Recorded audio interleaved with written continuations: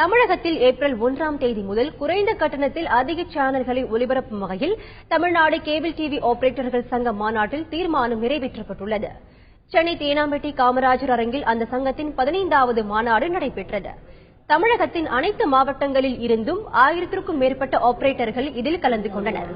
மாநாட்டிற்கு பின்னர் செய்தியாளர்களிடம் பேசிய கேபிள் டிவி ஆபரேட்டர்கள் சங்க தலைவர் சகிலன், கூட்டுறவுத்துறையின் மூலம் செட் ஆப் பாக்ஸின் வழங்கி டிஜிட்டல் ஒளிபரப்பு செய்ய உள்ளதாக தெரிவித்தார். மேலும் 20,000 ஆபரேட்டர்களை ஒருங்கிணைத்து குறைந்த செலவில் அதிக சேனல்களை ஒளிபரப்பும் வகையிலும் தீர்மானம் நிறைவேற்றப்பட்டுள்ளதாக அவர் கூறினார். கூட்டுறவு முறையில் குறைந்த கட்டணத்தில்